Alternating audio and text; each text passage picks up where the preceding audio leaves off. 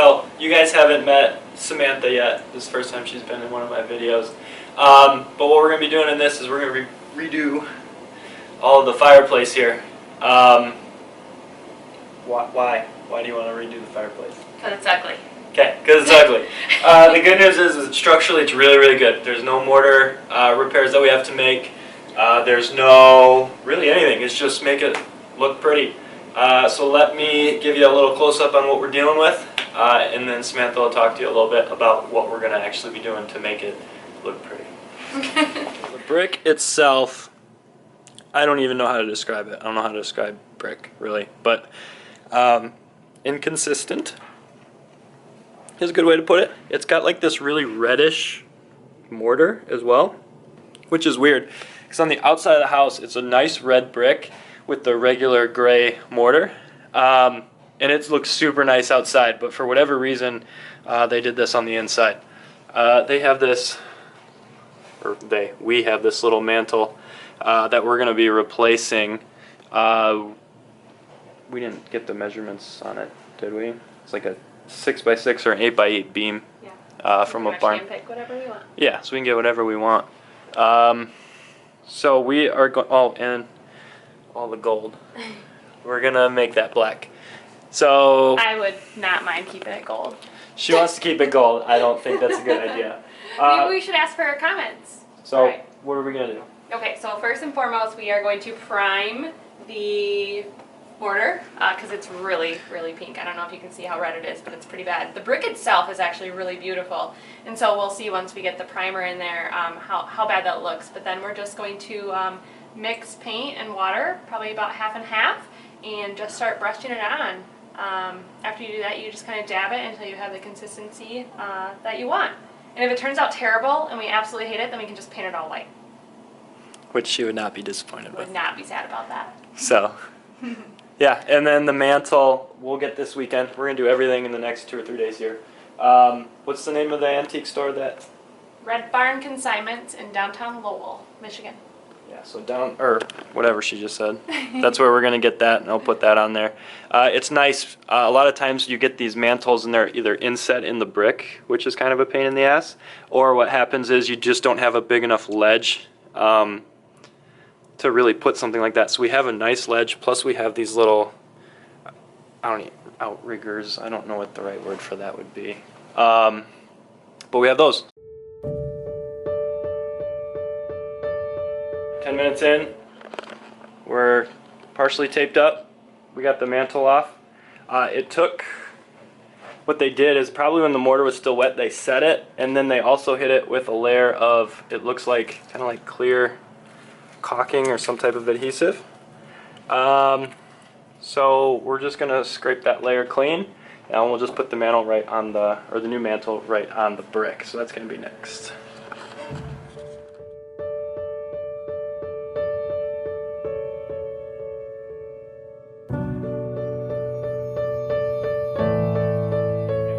Out. We got all of the mortar off the top there, so it's a nice smooth surface, as you see. So that new mantle will be able to go in there pretty nicely. We're just cleaning up a little bit. I'm going to continue to tape these edges all around the borders, and I think Samantha's going to start priming the mortar. So here we go.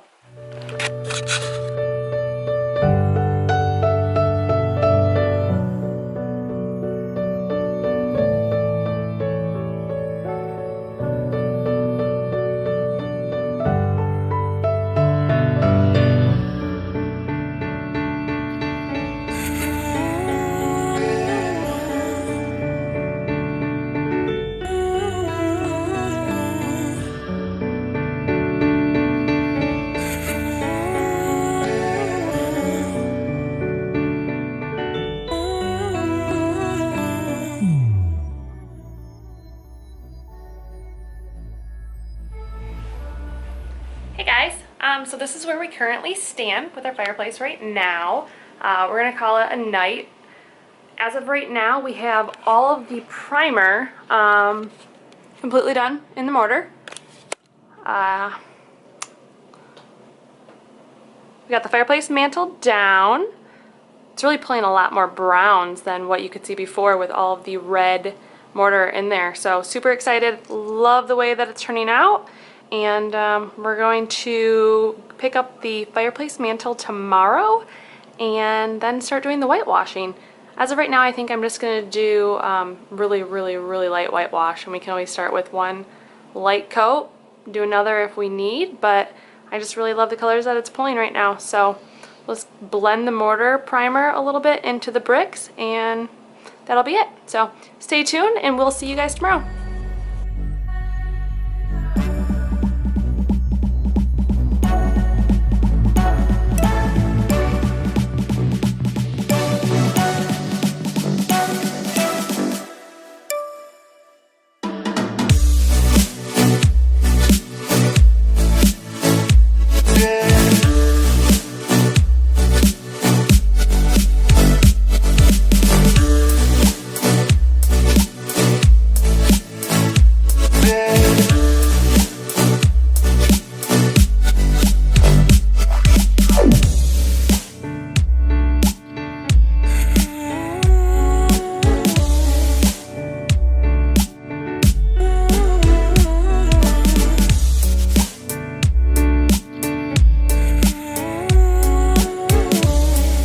Top half done. Sam, why don't you tell us a little bit what your technique is? So yeah, really we just mixed, well, we started with half parts paint, half part water, and it was just too thick. I started testing it on the side over here where it's not as visible, and I took actually a wet rag and wiped it off, so the consistency is good now. But we added some more water. I would say it probably ended up being, I don't know, 60, 70. 60, 70, so a little extra water. And then once I started going, I actually decided to get a cup of just water. So where if there are areas that were a little too thick, I just wetted my brush and just kind of brushed over it with some water to kind of smooth it out.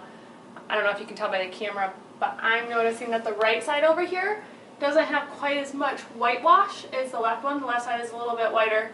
I think I personally like the right side a little bit better. Paul likes the left, so we'll wait and see when it dries, and if it's still uneven, we'll just add a little bit more to the right. Just mix up the paint a little bit here and there. Keep a stick in there so you can keep for sure. Keep it mixed up. And I really just stick the brush down here, maybe like 4 millimeters, like not very far at all, just to get it wet, and then I pull it up on the side of the cup until you see paint run out, and there's just really not that much left on the brush. And then I just start kind of streaky, and then just fill it in the spots. And again, if I notice that there's some streaky spots, kind of like some of these holes and whatnot, that's when I've been dipping my brush in the water, a little more water than paint, and I really just run the water across it. It just kind of smooths it all together. Awesome. Easy peasy. Obviously, the more coverage you want, the more paint you want in your mixture, less water you're going to do. But if you're going for where you want to see the red through it, that's what you got to do.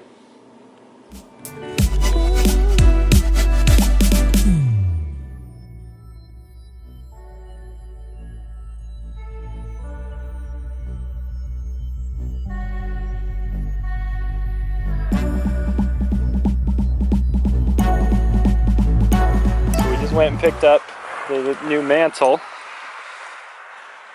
This beautiful beam, 8 foot. It's already been cleaned up, which is nice.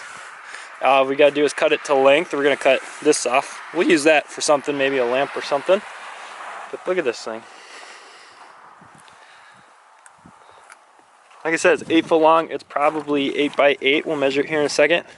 But we paid $67 for that, which is stupid cheap. So let's make our measurements and get this thing cut. It's a pretty nice day, which is nice. It's nice and sunny, but don't let that fool you. It is a nice and balmy, I don't know if you can see that, 14 degrees. So let's get this done quickly because this sucks. Alright, well, we only need 67 inches of this, so it's 96, so we got something to cut off of this, so here we go.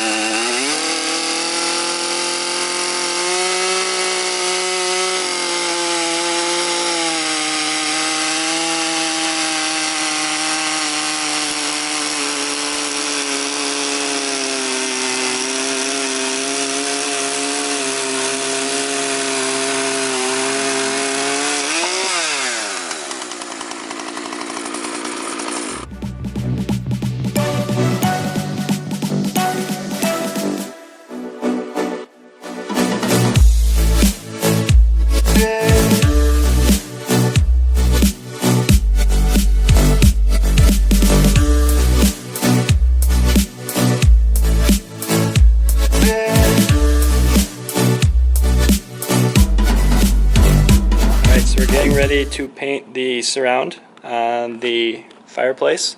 We were looking at the black, and it is a little bit of a different texture, and some areas are a little rough, so we're just going to hit that as well. As with any paint job, especially a spray paint job, it's only going to be as good as your masking, so we went a little overboard. We probably should have done this before we did any of the whitewashing, but with the type of paint we're going to use, we need to heat cure it, and I didn't have my heat gun, which I'll show you that process. But what we're going to do to make sure that all of this sticks onto that nice smooth surface is actually Home Depot didn't have the primer that we need, which is kind of rubbing me the wrong way. But anyway, what we're going to do, just a green Scotchbrite pad just to scuff up the surface, and then we're going to use, it's actually automotive paint, but we're going to use this high heat spray paint from Rustoleum after. And with this, like I said, it does take a heat curing process. So once we paint it on there between coats, we're going to hit it with a heat gun for like 15-20 minutes at a time, just to make sure everything bakes on there. We'll probably do 2 to 3 coats of that, and then we'll go from there. All right, everything's masked, everything is sanded.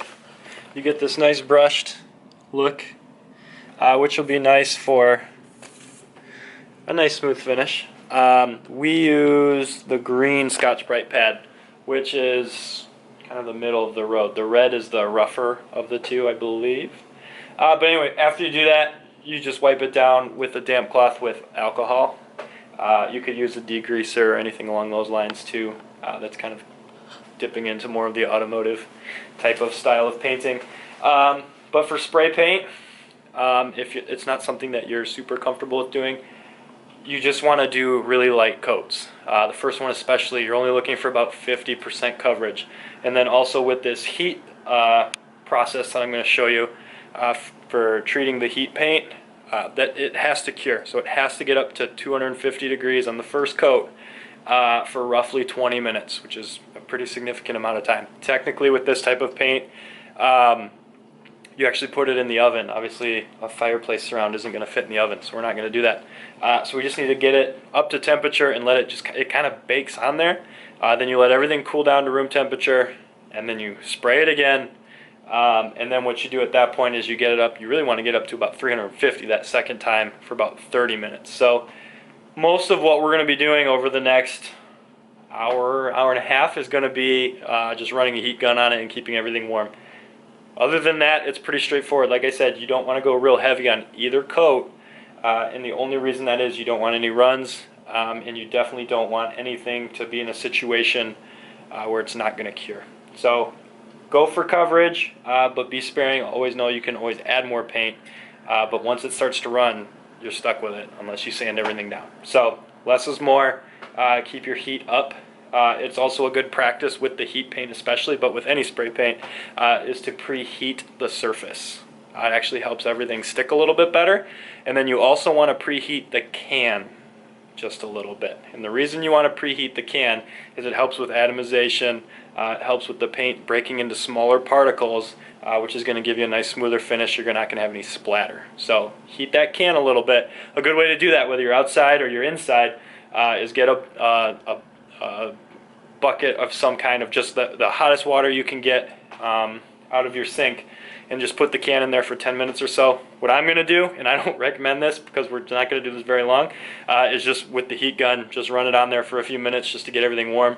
You want to be careful with that because if it gets too hot, the can's going to blow up, and that's more than a mess. So we're only going to do that for a few minutes. It's warm in the house. If you're inside, it's not a huge deal. Just get it warm.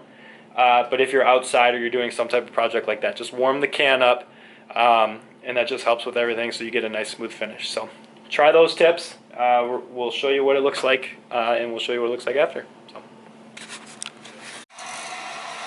like I said, you just want to heat the can a little bit. For me, this is only like 30 seconds. And the heat gun is actually, once you turn it off the power, it has a cool down setting. And while it's cooling down, I just hit this with that, and I just keep it moving. You can feel the can. Once it gets kind of warm in your hand, then you're pretty good. I had already shaken it for about a minute and a half before that.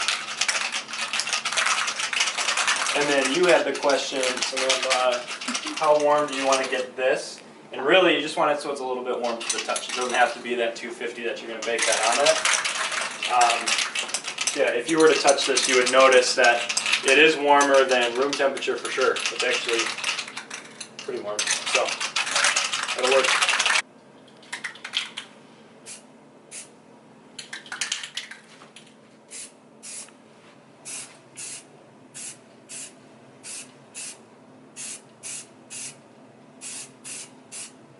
So if you look close, that's kind of what we're going for that first coat for coverage.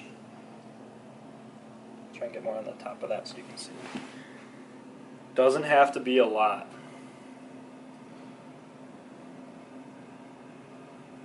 Cool.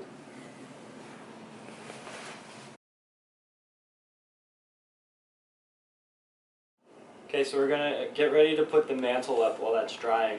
And the way we're gonna fasten it, we have a nice ledge, also with two. I don't even know what you call them, to be honest, but it extends out rather far. It's about from the back ledge to the whatnot. It's about 5 or 6 inches. So I mean, it's gonna be to about here on there. So realistically, we don't really need anything underneath it to support it. It can sit on that ledge fine. We are gonna fasten it to the brick. I have 4-inch and then 1/4-inch tapcons, and we're going to put these in basically just from the top at an angle into the brick. So if you want to come around, I'll show you kind of how to get this measured right. With these, you only want this in the concrete. You really don't want that in the wood at all. So you just want this here. So the way that I do it is I set my speed square so I can get it right at that perfect 45, and I kind of measure where that's going to be. And then what I do is I mark my holes where I want that based off of that measurement. So for us, obviously I'm prepared for this, we're looking at about 2 inches exactly, give or take, a little short of 2 inches. I'll do 1 7/8.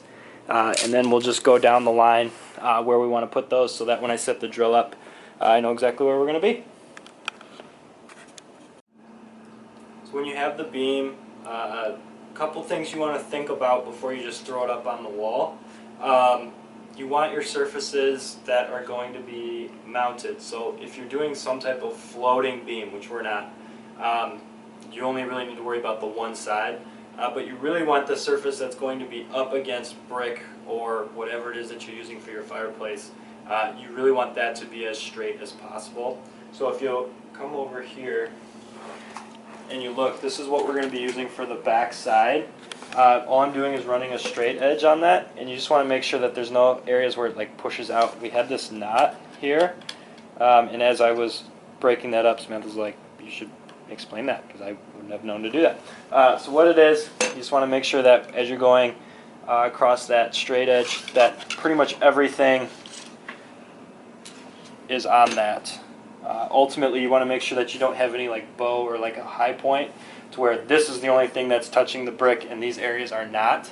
Especially in these areas where we have nice, like really good wood to tie into. Where here it's not quite as sturdy. So if this was our only point that's really contacting the wood, that would obviously be a very weak point for the beam. So we really want to make sure that this, and this, all where it's nice solid wood, that's where that's going to be contacting the wall, so that when we drive those screws in there, we know we're getting a good fasten.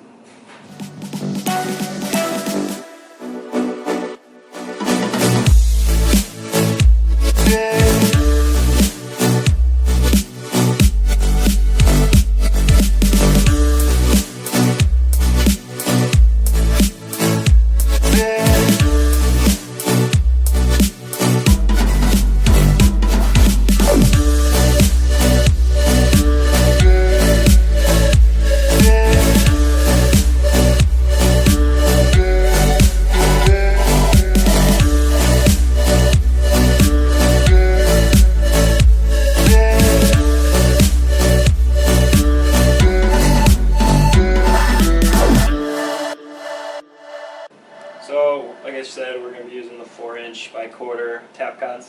That's going to go into the concrete. Hammer drill is a big thing for this. I already pre-drilled the holes in the wood with a regular bit. Don't use your concrete bit for that. It gets really hot and it can actually wear that down, even though it's carbide, but wood in it doesn't really go as well. So I already have the holes drilled. I drilled them at an angle, and then what I did with a much larger bit is I kind of tried to make a countersink. It works okay. So it's pretty easy. Once you get your hole through the concrete, then you just switch to your impact and drive that in. So.